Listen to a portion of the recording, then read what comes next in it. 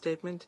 I now give the floor to the Permanent Representative of Greece. Thank you very much, Mr. President. I would like to start by thanking the UN High Commissioner for Refugees, Mr. Filippo Grandi, for his in-depth yet sobering briefing, as well as his very important messages he conveyed to us.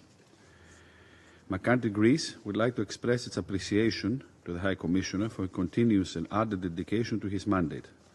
We extend our full and unwavering support to his work, as it has been clearly manifested during his visit last year in our country and his meetings with political leadership, but also during a fruitful interaction in the framework of the Human Rights Council in Geneva.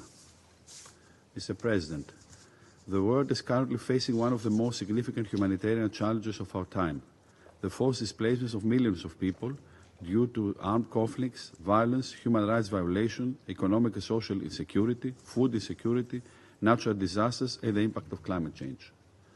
The number speaks for themselves and reflects a vicious circle of violence and deterioration of living conditions with dire impact on regional and international stability and peace.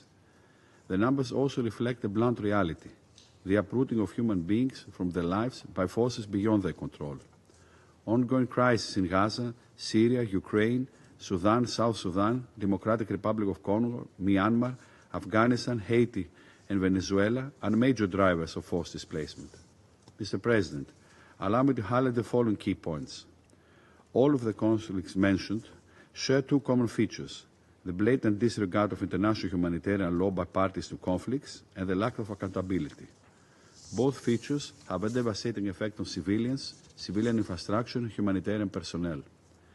We firmly believe that it is our duty as members of the Security Council to, first, ensure respect for international humanitarian law and international human rights law. Second, step up humanitarian action in order to support refugees and displaced persons and the countries hosting them. And third, find meaningful solutions to reverse the displacement trends. Greece will continue to work in the context of the Security Council and beyond towards these goals. As one of the frontline European Union member states receiving still a large number of mixed arrivals, Greece contributes to the implementation of UNHCR's mandate by hosting a significant number, in relation to its populations, of refugees and asylum seekers. My country prioritizes protection of most vulnerable groups, especially women and children, who are exposed to gender-based violence, exploitation, separation from families, lack of access to education, long-term psychological trauma. We have developed a comprehensive support system for unaccompanied minors, comprising inter alia accommodation, healthcare, nutrition, education, guardianship, and integration, based on the best interests of the child. Our relevant strategy builds on the enhancement of the protection of children, especially for violence exploitation, and the establishment of legal pathways for joining family members through multilateral agreements for relocation and family reunification. The management of refugee flows poses multiple challenges. At the epicenter of our common priorities on this issue lies the need for effective returns.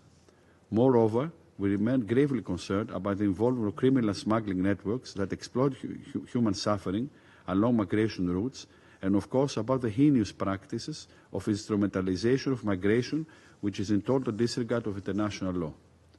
Mr. President, in closing, let me stress that against a discouraging backdrop of a world in crisis marked by armed conflicts, climate emergency, and human rights violation, Greece reiterates its call for tangible actions in order to uphold international humanitarian law, address the root causes of the refugee and displacement crisis, opt for local and regional solutions, increase the scale of funding for humanitarian assistance, and commit to the protection of forcibly displaced persons. I thank you.